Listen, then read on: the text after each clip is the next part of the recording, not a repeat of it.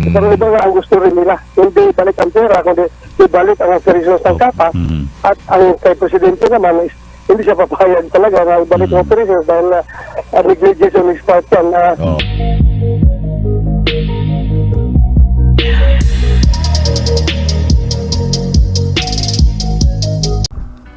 Hi po sa lahat ng mga kapamilya, kapatid at mga kapanalig. Kumusta kayong lahat yan?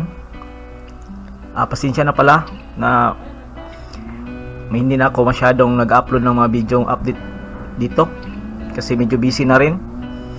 Nagsisimula na kasi ako mag-aral ng mag-trade ng Bitcoin or cryptocurrency trading. Pero sa video ito, mapapakinggan po natin si Senador Bato de la Rosa kasi nasabi niya na sa presidente yung pinag-usapan nila ni Pastor Joel Apolinario, yung mga hinaing at mga hiling ni Pastor na iparating na ni Senador kay Pangulo. Ngunit sana ho maging mahinaw lang po tayo kasi bad news po talaga kasi hindi pumayag si Presidente na ituloy ang kapa. Subalit payag siya na isauli ni founder ang mga pira or mga donation na hindi pa naisauli sa mga members. So ngayon pakinggan po natin ang panayam kay Senador Bato. Okay? Ano po ito? Na hindi na mabalik yung pera nila kaya Ano po itong pagbi-bridge ninyo para maging tulay? Para maibalik ang operasyon o maibalik ang kanilang mga donasyon? ko ang kasi napukaw yung aking damdamin dahil maraming nagpatulong sa akin na kung pwede may balik lang yung kanilang pera, yung kanilang kapital. So kaya ako nag-react. Pero iba naman pala ang ibang karamihan na membro ang gusto rin nila pabalik yung operations ng kapa. Maibalik, oo. Na pinahinto ng ating Pangulo. So ang problema dyan, yung kinausap ko si Presidente na sir, ano kaya kung yung pagbigyan natin ito si Pastor, huwag magtago, mag-surface siya, bigyan natin ng assurance na hindi siya huliin, basta ibalik niya yung mga pera sa mga membro niya na lalo-lalo yung kakapiin pa lang na hindi pa nakatigil ng payout, na pwede balik niya yung kapital. Para naman yung mga tao na nag-hinagpis ngayon matulungan natin. So sabi ni Presidente sa akin, sige, sabihan mo, basta balik na yung pera. So ano to? Sabi ko, yung mga membro na kapa, tulungan niyo ako makunik kay Pastor Apolinario para iparating ko sa kanya yung yung kagustuhan ni Presidente. Nakausap niyo po ba mismo si Pastor Apolinario? Nakausap ko. Merong nag-connect sa akin through cellphone. Nag-usap kami. Sa telepono o cellphone kayo nag-usap? Yung kanyang representative din, nagkita kami dyan sa isang hotel sa Makati at nag-usap kami yung kanyang representative na tao. Pero aside from that, nag-usap talaga kami sa cellphone. Okay. Ng pastor. At sabi ko sa kanya lahat ng gano'n. Yung pinayagan ni Presidente na pakiusap ko kung pwede pa surface siya para mabalik na rin yung pera.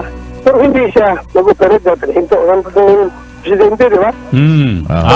Ang isang counter naman ni pastor sa akin, sir, baka pwede mong iparating kay Presidente na hindi ko na maibalik yung pera kung hindi ako niyo papa-operatin uli.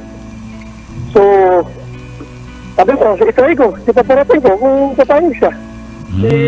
Papa-operatin ka. So, yung parang... Kita kami ni Presidente the other day, sabihan ko, na sir, ito yung pag-iusap ni Pastor. Ibalik yung operations ng tapa para maibalik yung pera ng taong bayan. Sabi ni Presidente sa akin, yung tinutolerate natin yung illegal, malaking malaking kapabayaan pa na dapat kung itutolerate natin yan.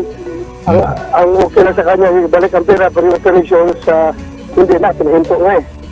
So, yun. Sinabi ko doon sa representative ni Pastor, anong kita kami, itinarating ko sa kanya na ganun. Hindi pumayag si Presidente na ibalik ang operation. So pwedeng for the record, ibabalik ang operation para lang maibalik yung hindi na, wala na. Walang operation.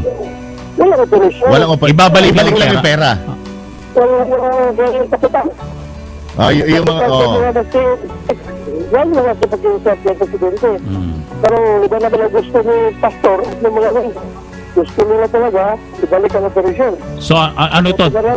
Deadlock ito. Ganun ba 'yon, Senator? Ha? Deadlock. Ha? Deadlock ibig sabihin.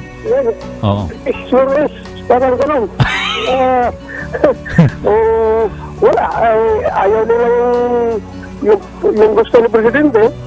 Ayaw rin nila, ayaw rin Presidente yung gusto nila. So, wala tayong magawa dyan. So kumbaga nagawa niyo na yung inyong papel na hininga kayo ng tulong, pinarating niyo sa Pangulo yung hinaing ng kapa, at ito naman na naging sagot ng Pangulo, may solusyon ng Pangulo na sige, ibalik niyo muna yung pera pero huwag muna kayo mag-operate, parang ganun. Oo, pag ganun. So ayaw mo din nila, hindi sabi ni Pastor, wala naman kung may balik sir dahil yung pera na na-pay na yan, na-pay out ko na rin sa ibang membro. Nabayad na yan pang test ko sa eskwelahan. Yung iba nakain na yan, nailabas na yan